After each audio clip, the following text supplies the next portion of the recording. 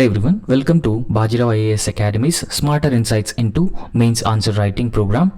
And today we have some important case studies which were asked in 2025 mains examination of UPSC, and we'll be discussing the case studies in a very detailed and structured manner so that you will get important insights into how to write a case study, because case studies are also very important in general studies paper 4.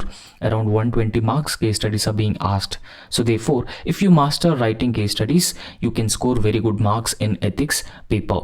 So therefore, we'll understand all the case studies which were asked in the 2025 UPSC paper. The first case study is, so let's read this case study, and then there are some questions also. We'll answer these questions as well after going through this case study. Vijay was a deputy commissioner of a remote district of hilly northern state of the country for the last 2 years. In the month of August, heavy rains lashed the complete state, followed by cloudburst in the upper reaches of the said district. The damage was very heavy in the complete state, especially in the affected district. The complete road network and telecommunication were disrupted, and the buildings were damaged extensively. People's houses have been destroyed and they were forced to stay in open. More than 200 people have killed and about 5,000 were badly injured because of this disaster. The civil administration under Vijay got activated and started conducting rescue and relief operations. However, temporary shelter camps, hospitals were established to provide shelter and medical facilities to the homeless and injured people. And in fact, helicopter services were pressed in for evacuating sick and old people from the remote areas. Vijay got a message from his hometown in Kerala that his mother was seriously sick. After 2 days, Vijay received the unfortunate message that his mother has expired.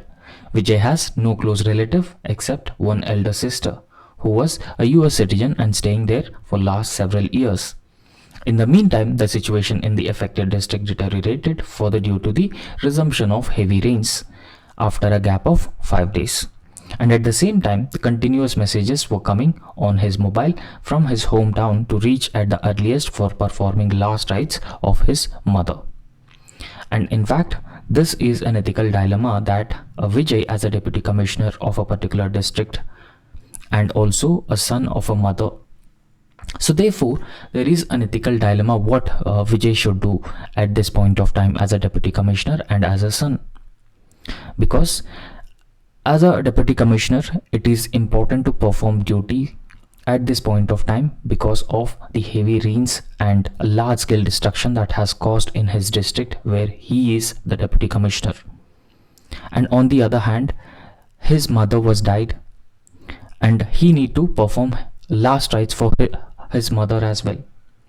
So therefore, what he should do, what are the options available to Vijay, right? So it is a classic ethical dilemma case study, and in fact in UPSC regularly, like every year, they repeat questions like this. And if you can understand the structure of one particular case study, so you can also successfully attempt all case studies which have the similar ethical dilemmas or ethical values which are involved in those case studies. Because as an officer, performance of your duty is very important, but as a son, you should also have a certain role to perform. Now here, the questions which are asked below this case study, what are the options available to Vijay? This is the first question. You need to discuss all the options available to Vijay, whether he should perform his duties in the hilly district and provide relief and rescue to the people, or he should immediately reach his mother and perform last rites to her. As a son, it is also his responsibility. Secondly, what are the ethical dilemmas being faced by Vijay? Because Vijay is now facing a lot of ethical dilemma, right? As a civil servant, and at the same time as a son. And third option, critically evaluate and examine each of these options identified by the Vijay. And D, which of the options do you think would be the most appropriate for Vijay to adopt and why? Right, so these are the 4 options which are being given in this case study, and you need to answer these 4 questions, right? So in a very objective manner. Now in fact, every case study would have an introduction, a conclusion. If you want, you can also write the stakeholders and also the ethical dilemmas or ethical values involved in the case study in a brief way if they are not asked in the question. But make sure that you need to write introduction and conclusion in every case study. So let's understand the introduction, how to write the introduction for this case study. Now, in fact, it is being said that public servants, they often face moral conflicts between personal duties and professional responsibilities. So here there is a moral conflict for Vijay between his personal duties because he need to perform last rites for his mother and professional responsibilities. So he need to ensure relief and rescue of the Helli district where he is a deputy commissioner. Now in this case, Vijay, who is a deputy commissioner, and he is serving a disaster hit district right now. So therefore he is facing a grave ethical dilemma or a moral conflict because this responsibility, this official responsibility of him is also coincided with the death of his mother, and he need to perform the last rites for his mother. So therefore it has been demanding a leadership. The district has been demanding a leadership because the district has been facing a humanitarian crisis.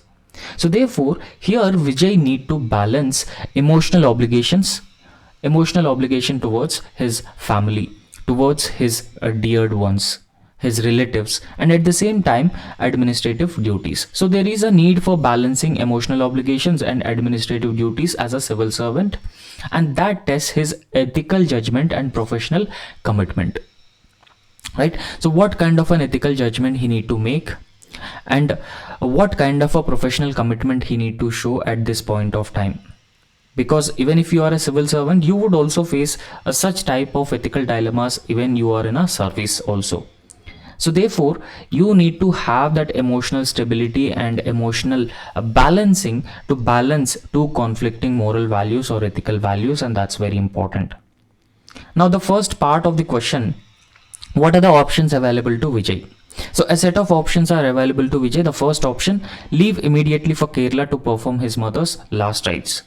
So despite the district where he was serving is already a disaster hit district, so there are a lot of casualties, damages, destruction happened, but he need to immediately leave his duty and reach Kerala and perform last rites for his mother. This is the first option. The second option is stay back and continue leading the relief operation, not performing last rites to his mother. This is the second option. And third option, temporarily delegate duties to a subordinate officer and visit Kerala for a brief period of time. And this option looks more objective in nature. Right? So you go to Kerala for a brief period and perform your last rites to your mother and come back and look after the relief and rescue efforts. And option 4, seek state government's direction or request temporary relief from the duty. So these are the 4 options which are available before Vijay. So we need to understand which option would be more appropriate for Vijay, right? So we'll understand that in evaluation of options. But first of all, we'll understand the ethical dilemmas faced by Vijay at this point of time. Because as an officer, Vijay also has also been facing certain ethical dilemmas also. For example, here he has been facing conflict of duties, because he need to perform his personal duty towards his mother. He need to perform last rites to his mother, and at the same time he should also perform his professional duties as well. There's a professional obligation on the part of Vijay because the district is a disaster hit district. So if we don't closely monitor the situation, it will lead to the large scale disaster and destruction of that particular hilly district, because heavy rains are also started. So therefore there is a conflict between the duties of Vijay, his personal duties and professional duties. Secondly, emotional and rational decision. So which type of a decision Vijay should take at this point of time?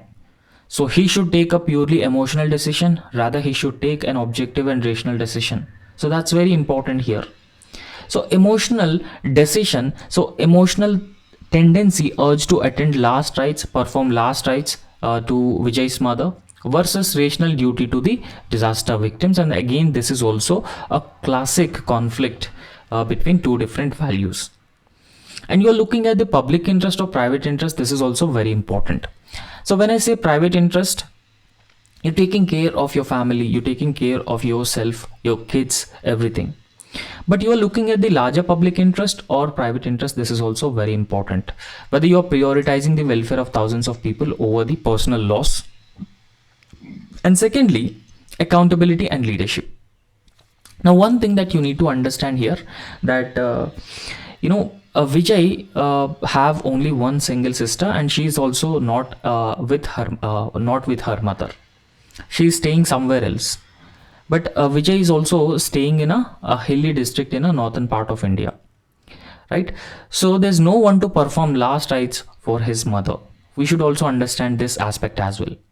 And then we should also look into the conflict between accountability and leadership on the part of Vijay. So Vijay's absence may weaken the administration's morale and efficiency, and that would affect the overall disaster relief rescue operations as well. So therefore, these are the classic ethical dilemmas that Vijay may face in this context. So let's evaluate the options, the whatever options we have. Let's try and evaluate the options. The first option says that, the first option, what is the first option? So the first option, Vijay, so let's look at the first option. It says that leave immediately to Kerala to perform his mother's last rites. Right. However, here the first option is ethically weak, because if Vijay immediately leave to Kerala to perform last rites for his mother, even though it is personally justified, as we have understood that absence of Vijay in this hilly district may weaken the administration's morale and efficiency. So therefore, abandoning post during this crisis, particularly this crisis, so it breaches the public trust and violates the duty ethics which have been emphasized by Kant, Immanuel Kant. So they are also known as deontological ethics. Now the second option we have is, what is the second option? Stay back and continue leading the relief operations, and Vijay will not go to Kerala to perform last rites for his mother. Now in fact, this is morally and professionally strong, right? So in fact, the second option is morally and professionally strong, because Vijay decided to stay back in the disaster hit district despite the death of his mother. So therefore, it actually demonstrates the commitment, the dedication of Vijay to the public service and sacrifice on part of him, and he has been prioritizing the larger public interest over his personal interest. And in fact, it is a leadership by example, and it can also set a strong precedent, but emotionally it is a very painful for Vijay. So we have to understand this, because so he is living somewhere else and Vijay is not attending, not performing last rites of his mother. For everyone's life, mother plays a very important role, but it is very emotionally painful if Vijay don't attend her mother's last rites. So what is the third option? Delegation of these duties to any subordinate officer, briefly visit Kerala to perform his last rites for his mother. However, third option could be a balanced and an objective option here, because it allows him to perform his personal rituals to his mother, and at the same time he could ensure continuity through the proper delegation. He could also regularly monitor the situation. He can also give important advice to his subordinates to perform his duties, and at the same time it is just a brief trip where he has been fulfilling both personal as well as the public interest. So therefore, it aligns with the utilitarian ethics, which is maximizing overall good. Maximum good for the maximum number of people. This is what utilitarianism talks about. And option 4, seeking an advice from the state government, seniors, all those things. However, bureaucratically correct but time consuming, and in fact in emergencies delays can even cost several lives, so in a disaster hit district. So therefore, these are the 4 options which are available before Vijay. However, option 3 looks more objective, because this is a balanced approach where he has been performing last rites to his mother, and at the same time he is also committed, strongly committed for his duties as well. Now here the most appropriate option is option 3, because the most appropriate option is also a more pragmatic and this is ethically sound option. Because I have told you that mother plays a very important role in everyone's life and she is an important person. And in fact, it is very important for Vijay to leave Kerala immediately and attend his mother's last rites and then come back to this disaster hit district and deliver his duties. So in this context, Vijay can delegate operational control to an additional deputy commissioner. And he can also issue clear instructions and make a brief visit to perform last rites of his mother. So therefore, the advantage of this option is that it can ensure continuity of administration, and at the same time, it also in line with performing or honoring his moral obligation towards his mother. So therefore, such a decision actually reflects the emotional intelligence on the part of Vijay, empathy towards the people who have been facing this disaster, and the professional integrity as well. Right? So therefore, it has been reflecting all these important values on the part of Vijay, and option 3 is the most appropriate option for Vijay to follow. Now, in conclusion, what you should write? Now, in fact, in conclusion, Vijay's situation, Vijay's ethical conflict, ethical dilemma. So this illustrates the core challenge of a public service. Remember, I've told you that if you are in a public service, you would often face such a dilemmas. So here you need to balance the compassion with your duty, and that's very important here. And in fact, ethical governance is also a very important aspect of civil services in India in modern days. It demands selflessness but not insensitivity.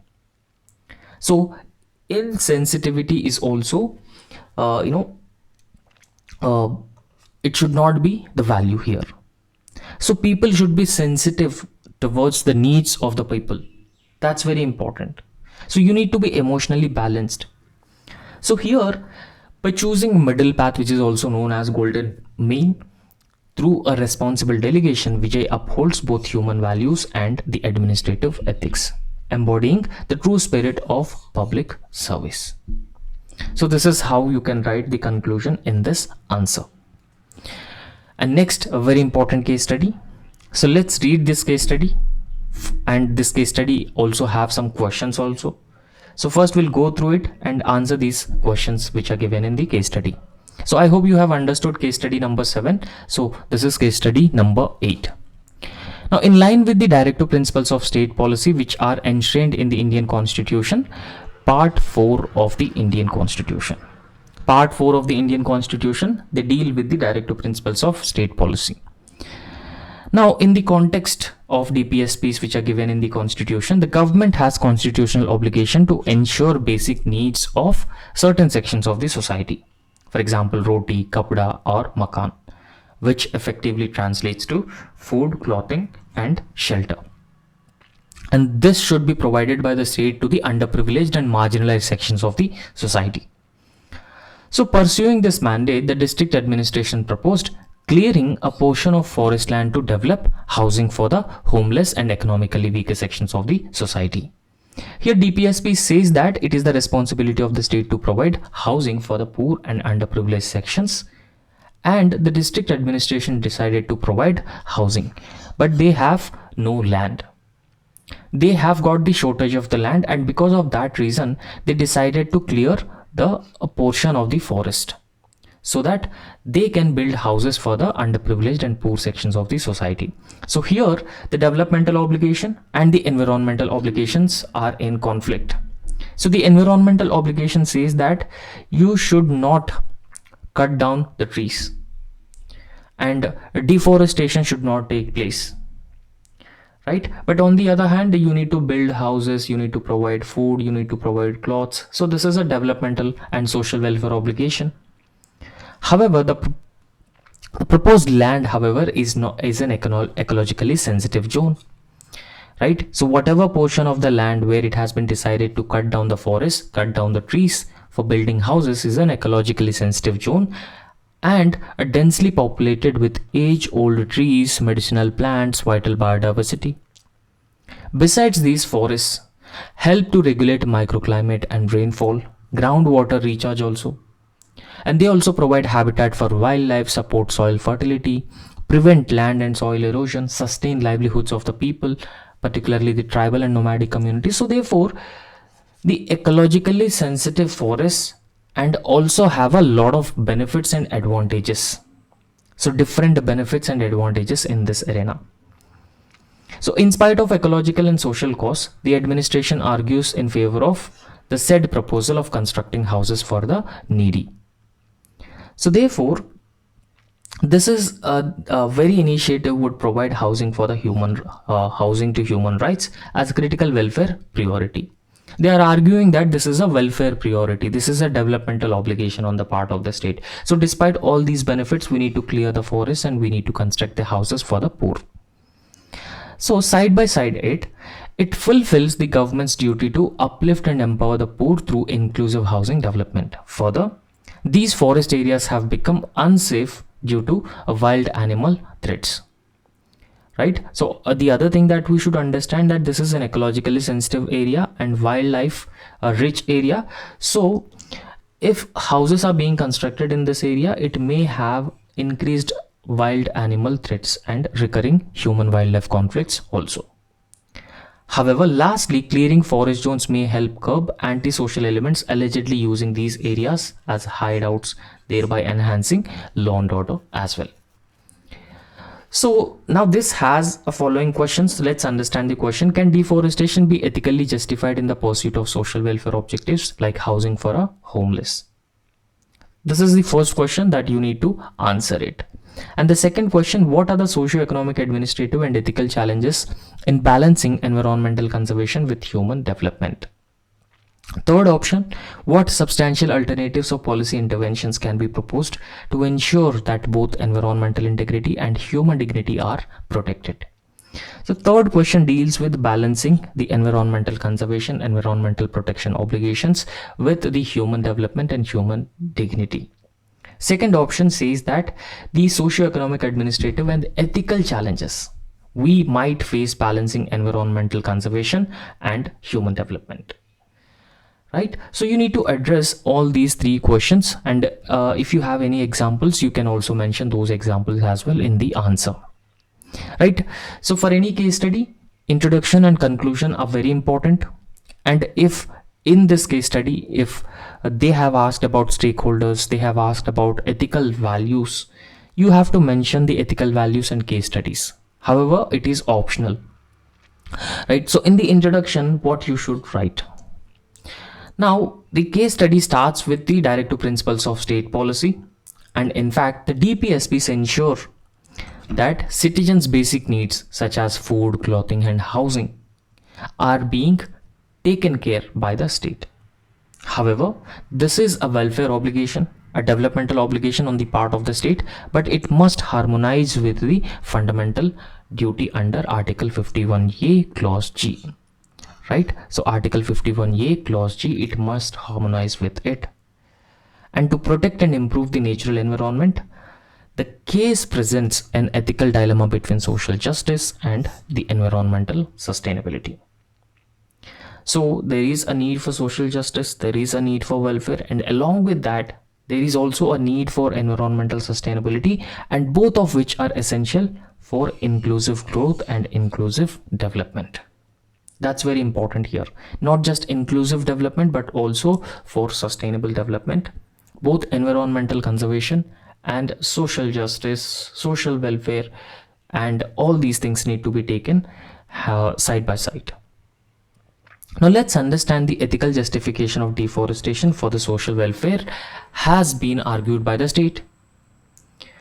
And in fact, if you are going for a deforestation, you are cutting down the forest even for a noble causes like housing for the poor, shelter for the poor. It cannot be ethically justified at this point of time. Deforestation is not ethically justified, and that too an ecologically sensitive area. Because if you go for a deforestation, it may lead to irreversible ecological harm. So it may cause irreversible ecological harm, and in fact ethics requires long-term welfare and short-term relief, and that's very important here, right? So ethics should look for the long-term welfare and short-term relief over the short-term relief. You should not look for the temporary solutions, rather you should look for the permanent solutions, and that's very important, right? So here environmental ethics plays a very important role. Now environmental ethics says that nature has intrinsic value, and if we destroy the environment, if we destroy the nature for human convenience, it violates the principles of intergenerational equity. So that's the first thing that we should understand here. So we should not destroy the forests, we should not destroy the environment for the human convenience. Secondly, utilitarian principle.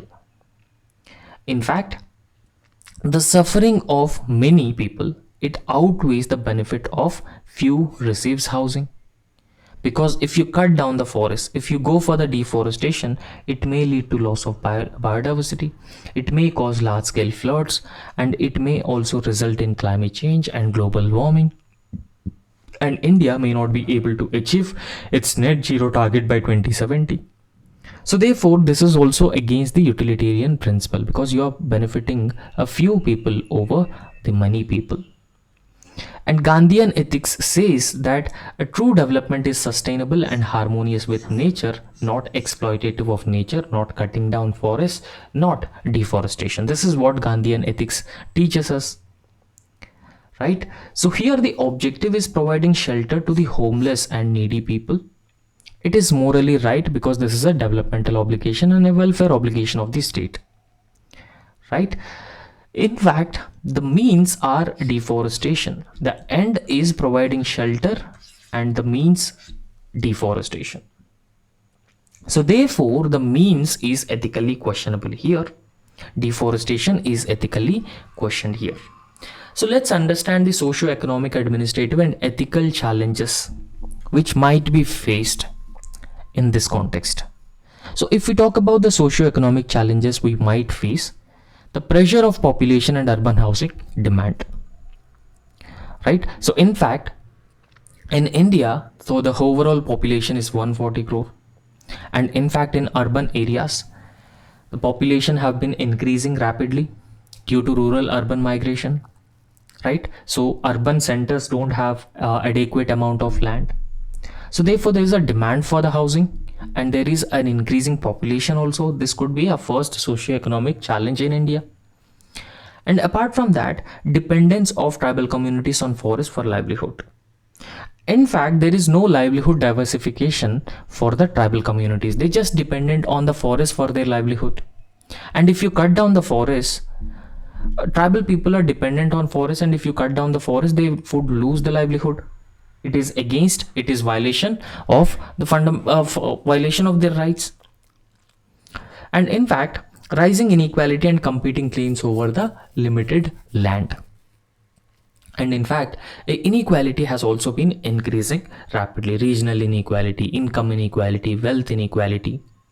And in fact, there are competing claims over the existing land also. So these are some socio-economic challenges.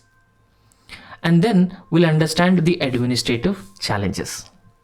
So if we talk about the administrative challenges, weak interdepartmental coordination. For example, there are different departments who are involved as a stakeholders in this case study. For example, the housing department, the forest department, revenue department, and environment department, and tribal department.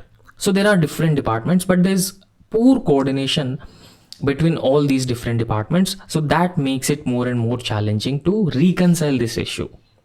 And apart from that, inadequate enforcement of the environmental impact assessment. Yes, we have an environmental impact assessment, but it is not properly implemented. There is inadequate enforcement of environmental impact assessment. And apart from that, the populist welfare decisions. And in fact, there is a lot of pressure on the political community to come up with the populist welfare decisions, and the populist welfare decisions also include deforestation, constructing houses in the forest land. So these are some administrative challenges. So let's understand the ethical challenges. So if we talk about the ethical challenges, There's always a conflict between the anthropocentric welfare, which is human-centered development, and ecocentric ethics, which is a nature-centered values. And in fact, the responsibility of this generation towards the future generation should also be taken into consideration, and this has been highlighted in the Brundtland Commission on Sustainable Development Principle. And in fact, the responsibility of the future generation towards the responsibility of the current generation towards future generations is what is called as sustainable development. And apart from that, transparency and fairness in the decision making, and these are some challenges. So you need to highlight both socio-economic, administrative, ethical challenges, and you can also mention examples and data along with these answers to make it more and more impactful. So let's understand what are the alternatives are available to this dilemma and what policy interventions are needed. First of all, we'll look into the vertical urban development. So vertical urban development actually involves promote in situ slum rehabilitation and high-rise affordable housing within the existing urban zones. Okay, you have a minimal amount of land. Instead of giving a portion of land to each family, why don't you construct a high-rise building or a flat, right?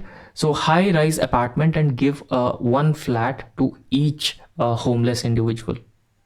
So this is a better use of the minimal land which is available to us instead of cutting down forests.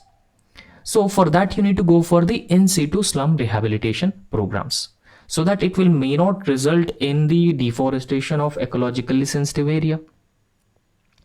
And then you need to talk about use of degraded or non-forest land.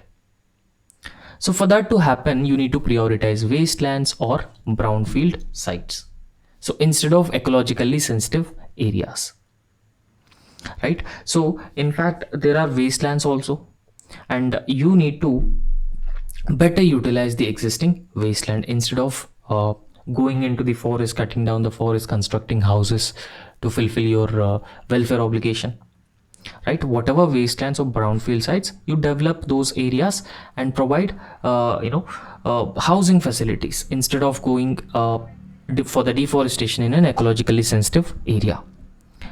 And apart from that, the community forest management is also a very important aspect here, because it involves the local tribes in eco-friendly livelihood projects like ecotourism, herbal cultivation and deforestation. So you need to try and diversify the livelihood options available to the tribal communities, and that's very important. And green housing policies, for example, adopting sustainable materials, solar energy, rainwater harvesting. So these things should be part of the housing, and that should be in line with the sustainable and green housing policies. And you should also focus on balancing ecological and social objectives through the environmental social impact assessment. For example, Pradhan Mantri Awas Yojana, Compulsory for Afforestation Fund Act 2016. So they focuses on balancing housing with the ecological restoration in a particular area. So this is how you can mention the alternatives available to constructing houses for the needy, for the poor, marginalized sections, and not going for deforestation, not cutting down forests in an ecologically sensitive area, because there are tribals and rich biodiversity in that particular area, and it also has other advantages and other benefits as well. And in the conclusion, what you should write, and in fact, we need to understand one thing, that we should focus on balanced development, where we focus on both environment as well as the social development or economic development. So they should not be mutually exclusive. They are interdependent on each other. They are complementary pillars of sustainable development and sustainable governance. So in this context, ethically sound public policy must protect human dignity, ecological balance. However, the true social welfare lies in ensuring that homeless get shelter without rendering the planet homeless for future generations. So this is how you need to write the conclusion for this case study. So that's all, and thank you so much.